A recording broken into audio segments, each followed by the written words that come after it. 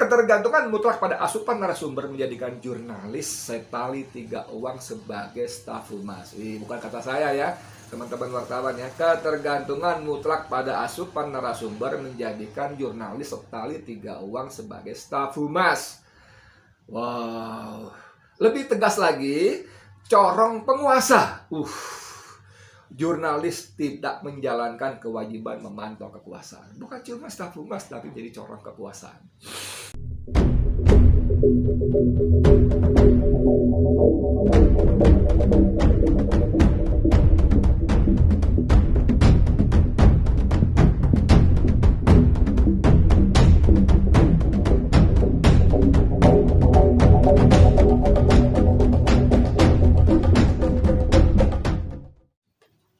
Bismillahirrahmanirrahim. Assalamualaikum warahmatullahi wabarakatuh. Dengan saya lagi, Edi Mulyadi dari Forum News Network FNN. Saudara sekalian, masih seputar bom, temuan buku majalah Sabili, lalu penyerangan Mabes Polri oleh seorang perempuan muda, Zakia, berusia 25 tahun. Kemudian apalagi ya, penangkapan orang-orang yang terduga teroris dan terus dan sebagainya. Kita disuguhi, mau tidak mau ya, maaf banget kalau saya bilang, kita disuguhi informasi yang betul sangat sepihak. Dan ini yang membuat saya prihatin, betul-betul prihatin. Karena marah juga, sebetulnya harusnya marah, tapi siapa ya Edi Mulyadi kok pakai marah segala. Prihatin kecewa ya. Prihatin kecewa bukan cuma kepada Mabes Polri yang mendominasi informasi, tapi justru keprihatinan dan kekecewaan sangat mendalam saya ya kepada teman-teman wartawan ya, kepada media. Ya nggak bermaksud sok tua, tapi memang saya udah tua dalam bidang ini, jadi tidak terlalu berlebihan kalau saya katakan saya kecewa. Marah, oke lah, marah kepada adik-adik saya, anak-anak saya, bahkan kalau wartawan muda ini usianya di bawah 30 ya bolehlah saya sebut anak-anak saya. Bagaimana mereka menelan mentah-mentah apapun penjelasan dari polisi dan menyiarkannya juga secara bulat-bulat kepada publik. Saya nggak tahu apakah ini terjadi karena mohon maaf, saya percaya kalian anak-anak muda, wartawan muda, kalian pintar-pintar, sekolahnya juga pintar-pintar, S1, S2 mungkin bahkan, dan khusus bahkan tidak sedikit dari kalian yang mau sekolah jurnalistik. Tapi masa seperti itu gitu ya? Atau memang mungkin kalian dapat perintah dari redaktur atau produser kalau di televisi, atau jangan-jangan langsung dari pemimpin redaksi. Ada kebijakan redaksional yang begini begitu gitu ya, tentang terkait pemberitaan soal radikalisme dan terorisme, yang kali ini tidak bisa tidak dikait-kaitkan dengan FPI, dengan Habib Rizik Syihab dan sebagainya. Atau malah jangan-jangan lebih besar lagi, ada keinginan perintah dari pemilik media mainstream, maksud saya tentu saja ya, Dr. Sirkit Syah MA. Beliau ini pengajar dan pengamat media, dimuat di hampir banyak media-media online khususnya. Dan ini saya kutip, saya bacakan dari RMOL, Rakyat Merdeka Online ya, RMOL ID, judulnya Jurnalisme Rilis dan Corong Penguasa. Jurnalisme rilis dan corong penguasa. Waduh, Mbak Sirkit ini ya. Saya bacain aja. Pada hari pertama pemberitaan insiden perempuan menerobos Mabes Polri, hampir semua media mainstream menyiarkan informasi yang berasal dari satu sumber, yaitu polisi. Informasi yang berasal dari satu sumber ini tak beda dengan siaran pers atau press release. Tentu mengherankan mengapa media arus utama tidak segera terjun ke lapangan dan menggali informasi serta memperkaya informasi lebih lanjut. Tentu mengherankan mengapa media arus utama tidak segera terjun ke lapangan dan menggali serta memperkaya informasi lebih lanjut. Saudara masih ingat celotehan saya seputar media beberapa waktu lalu? Mbak Sirkit ini mengulangi lagi keprihatinan saya di dalam artikelnya.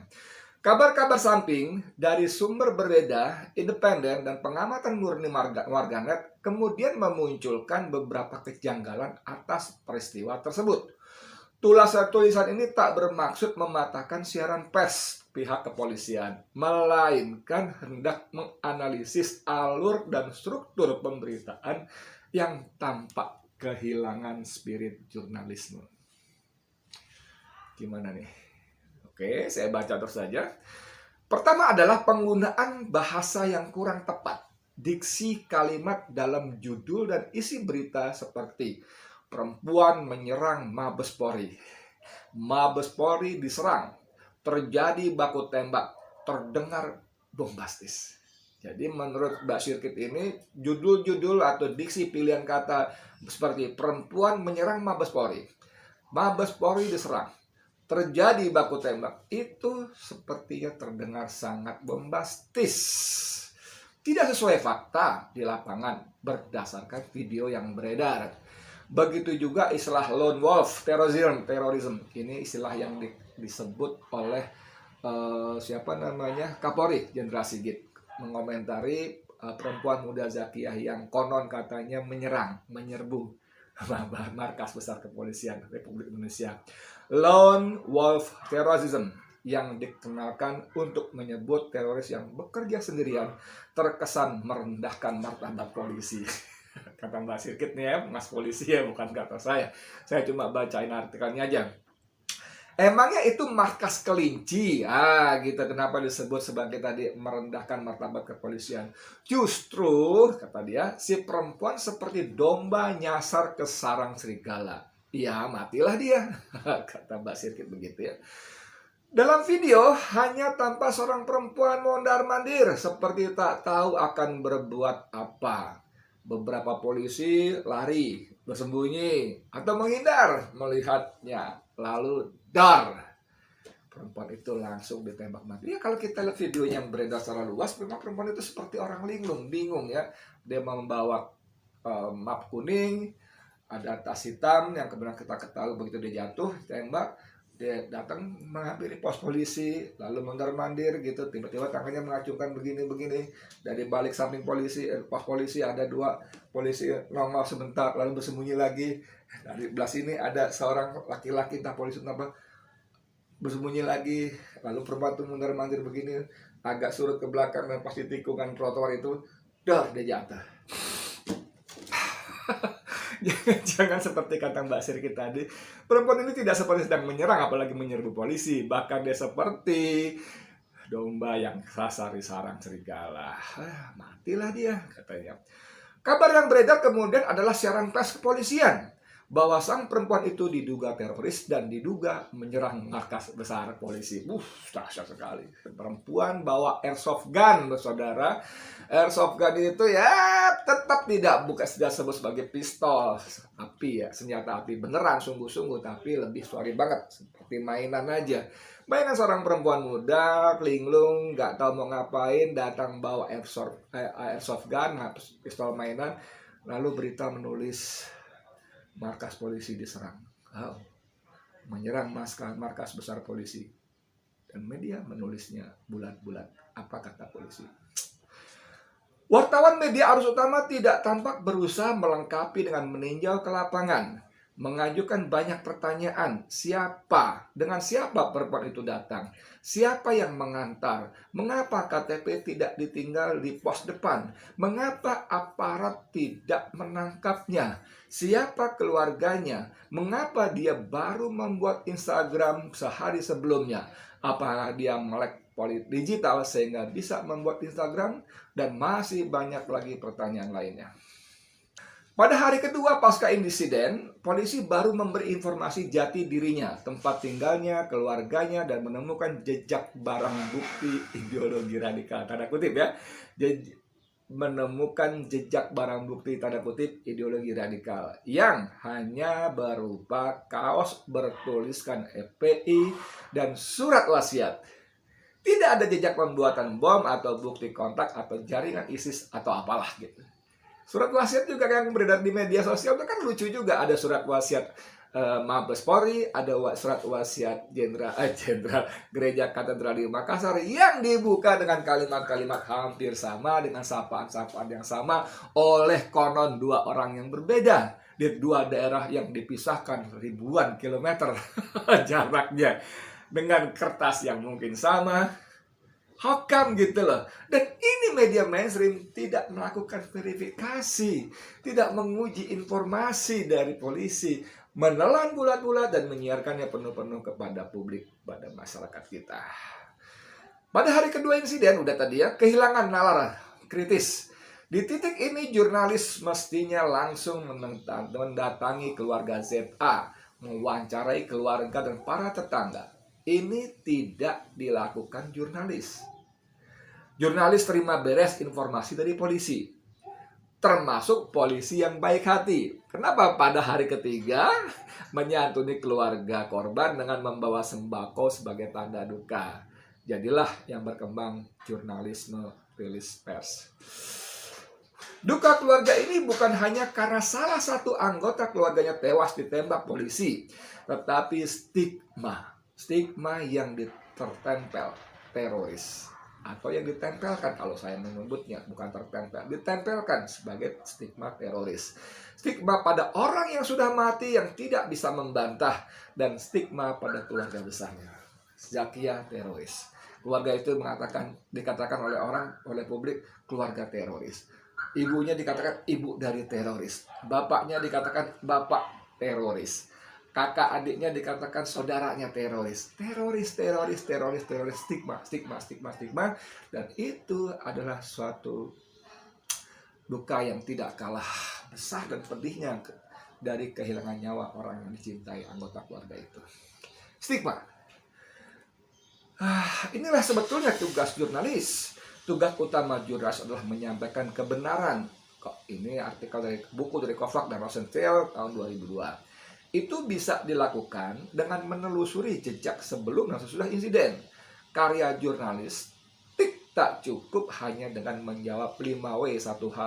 Ya kan gitu. Yang membedakan berita dengan siaran pers adalah adanya verifikasi, penelusuran, keterangan dari pihak lain atau pembuat site, dan independensi dari narasumber. Nah ini terjadi pada saya sendiri, Saya mendengar Fadil Imron, Kapolda Metro Jaya, didampingi Dudung Abdurrahman, Pangdam Jaya, menjelaskan kepada wartawan tentang peristiwa di Jakarta, tol Jakarta Cikampek kilometer 50 pada tanggal 7 Desember siang atau menjelang sore.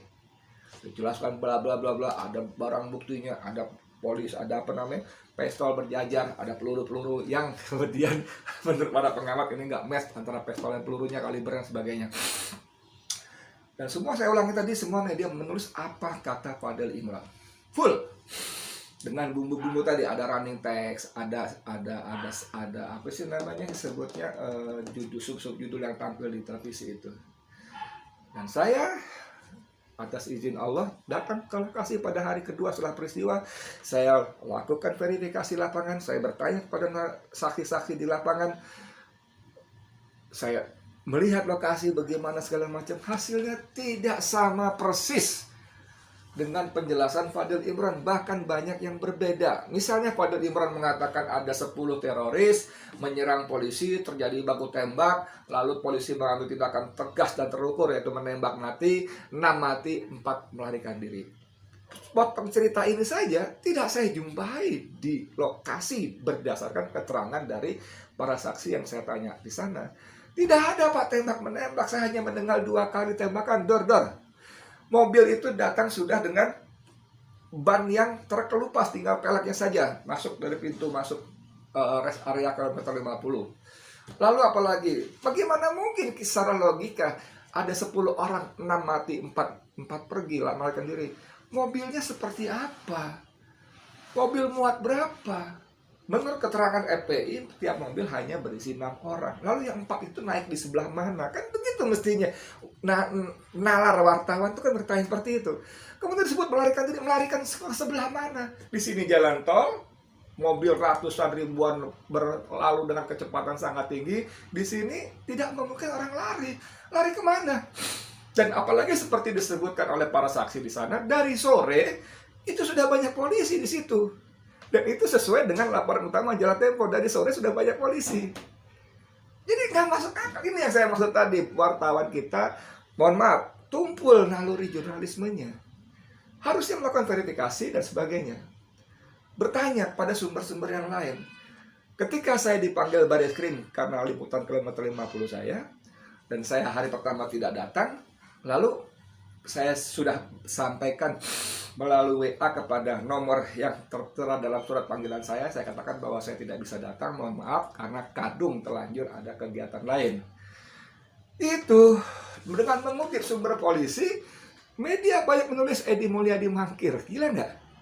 Lalu kalau kita baca di bawah komentar itu ada ya menghujat saya lah, sok jago, nggak datang, penakut, pengecut. Padahal saya jelas-jelas bahkan di tubuh berita yang disebut Edi Mulyadi mangkir pun disebutkan siapa direkturnya itu, Rian siapa, Brigjen itu mengatakan bahwa Edi sudah mengirimkan WA kepada penyidik kami. Itu kan saya lapor bos, bukan mangkir gitu loh. Dan wartawan tidak mengkonfirmasi kepada saya. Saya jauh sebelum ini bergaul dengan wartawan dengan mengirimkan rilis-rilis karena saya membantu sebuah organisasi tertentu. Mereka punya nomor saya, mereka punya nomor alamat email saya. Dan kalaupun mereka nggak punya, mereka dengan mudah mencari nomor saya, bisa bertanya, Edi bener nggak begini-begini, lo mangkir dan sebagainya. Tidak ada satupun wartawan yang mengkonfirmasi saya sebagai narasumber. Sebaliknya, untuk cover buat saya, narasumber kedua, tidak ada. Tidak dilakukan. Gila nggak? Gila nggak? Lalu coba, begitu saya pada panggilan kedua saya datang, saya keluar, ada wartawan nyerbu saya bertanya, ya saya jelaskan bla bla bla, lalu beritanya ada menulis Edi Mulyadi tidak kooperatif. Dari mana sumber beritanya? Lagi-lagi dari Brigjen Rian itu. Karena Edi Mulyadi tidak mau menjawab pertanyaan penyidik. Dia hanya mengatakan berkali-kali akan dijelaskan di pengadilan. Ini kan sebetulnya kalau wartawan nalar ya, bagaimana mungkin disebut tidak kooperatif? Lawang saya datang ke Bareskrim, saya sudah kooperatif tuh. Lalu bagaimana mungkin disebut saya tidak mau menjawab pertanyaan ketika saya katakan itu akan dijelaskan di pengadilan? Itu kan jawaban saya. Itu akan dijelaskan di pengadilan. Itu jawaban saya. Itu ditulis di BAP. Kalau saya tidak mau menjawab, orang tanya, saya diam aja. Penyidik tanya, saya diam aja. Itu saya nggak kooperatif. Itu saya nggak jawab pertanyaan. Tapi ini saya jawab pertanyaan. Dan lagi-lagi tidak ada satu wartawan pun yang menghubungi saya untuk mengkonfirmasi betul nggak kata Jenderal Rian, Edi begini-begini. Kan saya sudah jelaskan. Ini yang saya maksud. Aduh, sebagai jurnalis gaek, saya benar-benar sedih, prihatin, dan ya marah juga sih. Saya lanjut lagi artikelnya Basir kita dia. Ketergantungan mutlak pada asupan narasumber menjadikan jurnalis setali tiga uang sebagai staf humas. Bukan kata saya ya, teman-teman wartawan ya. Ketergantungan mutlak pada asupan narasumber menjadikan jurnalis setali tiga uang sebagai staf humas. Wow. Lebih tegas lagi, corong penguasa. Jurnalis tidak menjalankan kewajiban memantau kekuasaan. Bukan cuma staf humas, tapi jadi corong kekuasaan. Jurnalis tidak lagi menjalankan fungsi kewajibannya memantau kekuasaan. Benarkah tindakan polisi? Mabes mudah dimasuki orang tanpa meninggalkan KTP. Para anggota polisi lari menghindar, alih-alih membekuk dan meringkus sang perempuan, anggota polisi menembak mati orang yang dicurigai. Bukan melumpuhkan. Apakah tindakan ini tidak berlebihan? Apakah bisa dibenarkan? Excessive action oleh polisi di markasnya sendiri, tempat paling aman bagi para polisi. Itulah yang seharusnya menjadi isu utama bagi para jurnalis. Harusnya itu. Bila tindakan polisi menembak orang yang salah masuk ke markas dibenarkan, akan ada berapa banyak lagi warga yang akan dengan mudah ditembak hanya karena curiga, kemudian dinyatakan sebagai terduga teroris. Pripun to iki? Aduh, oke. Buzzer beda dengan jurnalis. Beberapa waktu yang lalu pernah terjadi perdebatan mengenai netizen, buzzer, dan jurnalis. Buzzer jelas bukan jurnalis. Namun netizen yang berperan sebagai citizen jurnalis atau jurnalisme warga berbeda dengan para buzzer. Para buzzer menulis, berteriak berdasarkan perintah pembina atau majikannya. Kita tahu ada istilah kakak pembina di sana yang mengumpulkan para buzzer, yang memberikan perintah-perintah, tema-tema, topik-topik apa yang harus digabungkan oleh para buzzer RP yang menurut Adi Masardi, koordinator Indonesia Bersih, disebutnya sebagai sampah peradaban, sampah demokrasi. Peristiwa apa yang harus disikapi? Bagaimana peristiwa apa harus disikapi? Bagaimana sudah disetting secara terstruktur dan sistematis di banyak WAG, WhatsApp group yang disusupi buzzer, jawaban atau respon mereka akan sebuah peristiwa kalimatnya seragam. Ya, namanya perintah dari kakak pembina Mbak Sirkit, ya samalah, tinggal mereka kopas saja. Sementara citizen jurnalis secara lugu, polos, tanpa kepentingan apa-apa, tanpa perintah, tanpa dibayar. Ini menarik sekali. Memotret fakta dan menyebarkannya. Insiden bom Makassar misalnya, netizen lah yang disiplin melakukan verifikasi. Ini menarik ini. Ini fakta ini. CCTV apa yang angle-nya begitu rendah dan gambarnya begitu jelas, sharp, tajam. Ada nggak CCTV yang bisa lihat muka orang secara lebih jelas dan tajam? Karena biasanya CCTV kan di atas tinggi, jadi hanya kepalanya dan sedikit bagian wajah. Tapi pada gambar yang disebarkan oleh polisi, 2 orang laki muda, perempuan dan laki-laki muda berboncengan, itu sangat jelas, seolah-olah tidak terlalu tinggi. Itu CCTV yang di posisi yang rendah. Itu yang dikritisi oleh netizen, bukan oleh jurnalis media-media mainstream. Jalan mana di sekitar gereja yang menggunakan paving? Kan disebut juga kan, setelah diselidiki ternyata tidak ada jalan sekitar gereja yang menggunakan paving. Semuanya beraspal. Tapi foto yang disiarkan polisi ada pavingnya, bukan beraspal. Lalu kapan ada perempuan Indonesia berbonceng sepeda motor miring ke kanan, ya kan? Miring ke kanan, ada ke sana, bukan pada ke sini. Lalu ada lagi, mengapa mau mengebom tidak menyamar? Ini datang ke tempat gereja yang jelas-jelas bukan muslim, berpakaian muslim, laki-lakinya pakai sorban ditutupnya gitu, lalu perempuannya pakai gamis lengkap plus cadar. How come gitu loh? Datang ke tempat yang berseberangan tidak menyamar, justru menunjukkan, "Weh, gue beda sama lu nih. Karena kutip, gue mau ngebom nih." Kan gitu. Wow. Mengapa tulisan di surat wasiat sama dengan surat perempuan di Mabes Polri dan lainnya? Ini yang saya sebut tadi, justru kerja-kerja verifikasi seperti ini, menguji informasi seperti ini tidak dilakukan oleh jurnalis, wartawan, media mainstream. Ini justru dilakukan oleh sebutin netizen, jurnalis media, jurnalis warga. Mereka lakukan itu tanpa pamrih, tanpa dibayar, tanpa perintah. Hanya mereka, ya gimana ya nyebutnya ya, mungkin ada dorongan untuk mengungkapkan kebenaran yang sebenarnya.